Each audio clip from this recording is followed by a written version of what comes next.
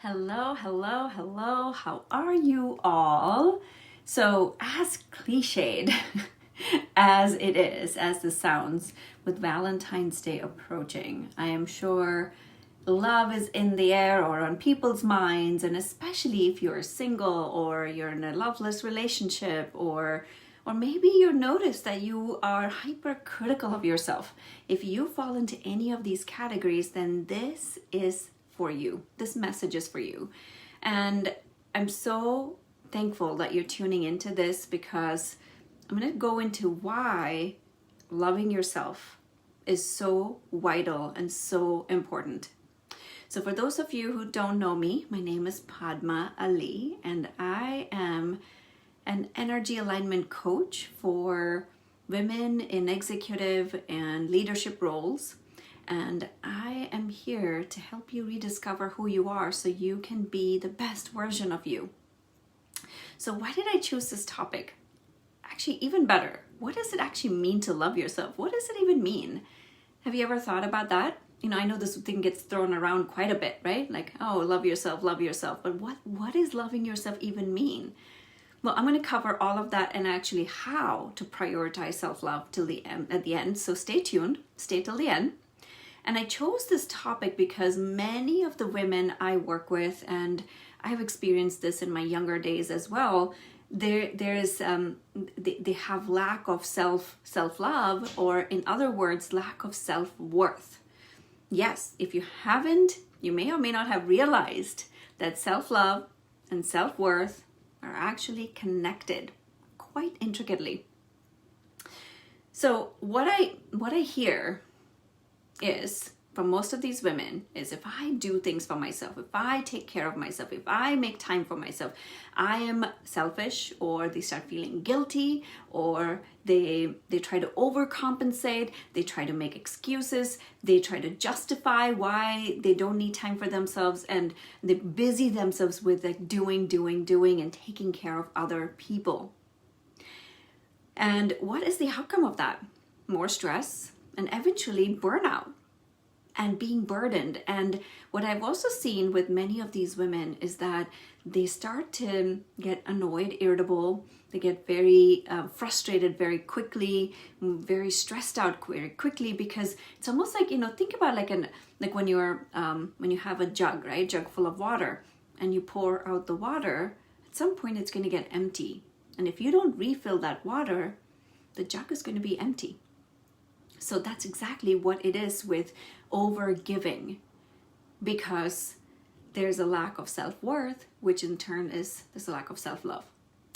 Now, if all of this makes sense to you, or if you really resonate with any of this, please share, because I would love to hear how this is landing for you.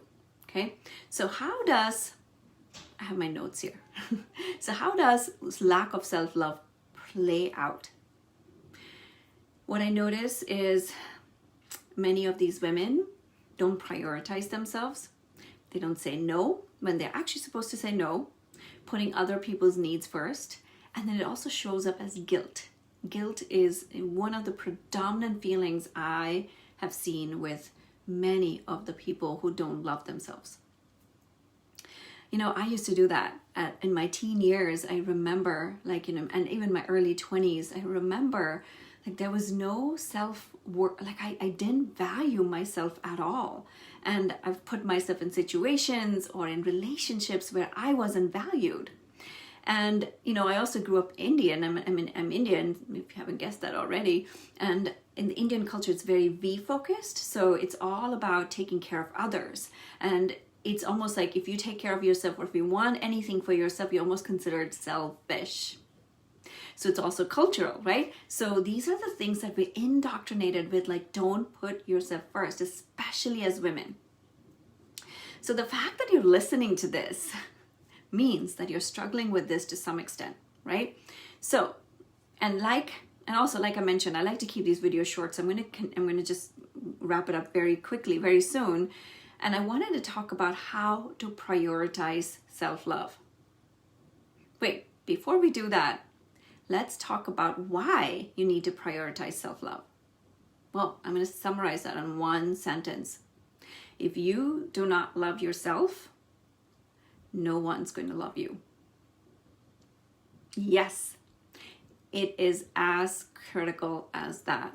Think about it. Have you seen people in your life who are super confident, who really take care of themselves? Are you more attracted to them or are you repelled by them? Now compare that to someone in your life who is not taking care of themselves, always, looks haggard and frustrated and stressed and annoyed and feels really like, this overburdened. Are you attracted to them or are you repelled by them? So there you go. That's the answer for you. So you can try to continue putting others first, but why? The consequences are pretty high, right? All right, so how do you practice self-love? I'm going to give you 5 simple steps, okay? First of all, if you're a mom, you probably definitely fall in the category because there's so many demands, especially working moms, right? Such a demand on your time and on your energy. And if that's you, it's vital that you ask for support. Again, it may sound very simple, but it is true. You need to ask for support. And there may even be backlash from people in your life because they're not used to you doing some things for yourself. But be patient with yourself and be patient with people around you to catch up to where you are. And here's the part. You might not know what to do with yourself either. Like that's another very big piece. Like when you may start making time for yourself, you may really not know what to do with your own time. So again, be patient with yourself. Be kind to what you're doing with your own self. Okay. Now, second point. Now, this one really, really works. I want you to try it out consistently for some time and tell me how this is. Every morning when you wake up and see yourself in the mirror, if you're like most people, they're always like, oh my God, like the bags under my eyes, I look so tired, I look this way. They're criticizing themselves without even recognizing it. Change that to, I love myself, or I love you. And do the same thing at night before you go to bed. This is one of the affirmations that we do in our home every night before we go to bed with the kids. I love myself. Because when you love yourself, and at this point, my kids don't understand that, they're very young, but it's almost like I am reprogramming their brain and brainwashing them to love themselves no matter what. So this one really, really works. So try it out. Number 3, watch your words and language. Watch what you're telling yourself all the time. This is where the lack of self-worth and lack of self-love plays out. You will really notice how poorly you're talking to yourself and how that shows up in your self-talk. So pay attention to that. Pay attention to that very closely. I know you've heard me talk about this before a lot, about paying very close attention to the words that you speak to yourself. Okay?